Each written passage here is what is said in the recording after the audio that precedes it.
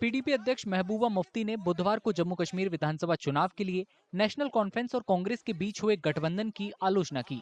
उन्होंने कहा कि इसका लक्ष्य सत्ता हासिल करना है और केंद्र शासित प्रदेश के विकास के लिए इसका कोई एजेंडा नहीं है। महबूबा ने श्रीनगर में कहा कि पीडीपी के लिए गठबंधन सत्ता से परे है, जबकि एनसी और कांग्रेस के बीच गठबंधन सिर्फ सत्ता हासिल करने के लिए है। मैंने पहले भी कहा, हमारा एक एजेंडा है। जब भी हम अलायंस करते हैं, देखिए, जब पीडीपी ने कांग्रेस के साथ अलायंस की 2002 में, हमारा एक एजेंडा था कोटा खत्म करना, बातचीत करना, लोगों को जेलों से रिहा करना, जिसमें हमने गिलानी साहब को रिहा किया। आज आप सोच सकते हैं ऐसा, बड़े बड़े शबीर शाह साहब को, यासीन मलिक साहब को रिहा किया। तो हमारा एजेंडा था। उसके बाद जब हमने बीजेपी गवर्नमेंट के साथ, बीजेपी पार्टी नहीं, बीजेपी गवर्नमेंट के साथ हाथ मिलाया 2014 में, हमारा बाज़ाब्ता एजेंडा ऑफ अलायंस था कि आपको 370 को नहीं छेड़ना, आपको एस्पा खत्म करना, आपको पाकिस्तान से बात करनी, आपको हुर्रियत से बात करनी, आपको पावर प्रोजेक्ट वापस करने, और भी कई चीजें थी उसमें। उन्होंने जम्मू कश्मीर में अनुच्छेद 370 की बहाली का समर्थन किया और दावा किया कि कश्मीरी मुद्दों को हल करने के लिए ये जरूरी है।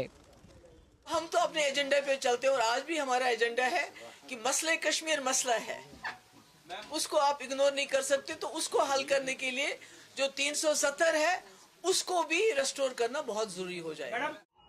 पूर्व मुख्यमंत्री महबूबा मुफ्ती ने यह भी कहा कि वे जम्मू कश्मीर में विधानसभा चुनाव नहीं लड़ेंगी।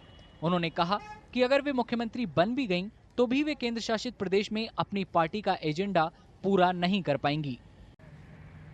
मैं वो वजीर आला रही हूँ जिसने बीजेपी की सरकार के साथ सरकार चलाई, 12,000 नौजवानों की एफआईआर वापस लिए। क्या आज आप ऐसा कर सकते हो?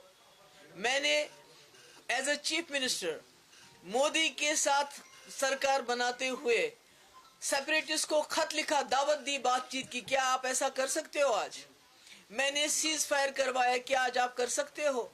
मैंने पूरे मुल्क की लीडरशिप को लाया और हुर्रियत के दरवाजों पे गए वो कि आइए बताइए हमें क्या है। मेरे पास कल कोई आएगा कि नौजवान बेगुनाह बंद है, उसको छोड़ना है, जब मैं उस नौजवान को नहीं छोड़ सकती हूँ जिसने 12,000 नौजवानों को एफआईआर वापस ली।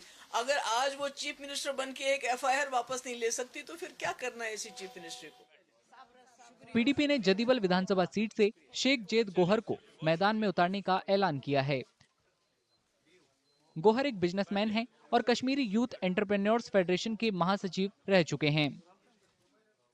शेख गौहर साहब, इन्होंने हमारी पार्टी ज्वाइन की और इंशाल्लाह सारे हमने अपने जो हमारी इलेक्शन कमेटी जो बनी है इलेक्शन के लिए, उनके साथ मशवरा करके हमने फैसला किया है कि जड़ी बल से हमारे कैंडिडेट होंगे इंशाल्लाह। और हम चाहते हैं कि जो शहरी श्रीनगर में हम ऐसे कैंडिडेट दें जो अच्छे हो, पढ़े लिखे हो, दीनदार हो, क्योंकि श्रीनगर के साथ मुफ्ती साहब को खास अकीदत थी। जम्मू कश्मीर में 2019 में अनुच्छेद 370 के ज्यादातर प्रावधान हटाए जाने के बाद पहली बार विधानसभा चुनाव हो रहे हैं। चुनाव 3 चरणों में होंगे। पहले चरण में 18 सितंबर को, दूसरे चरण में 25 सितंबर को और तीसरे चरण में 1 अक्टूबर को वोट डाले जाएंगे। वोटों की गिनती 4 अक्टूबर को होगी।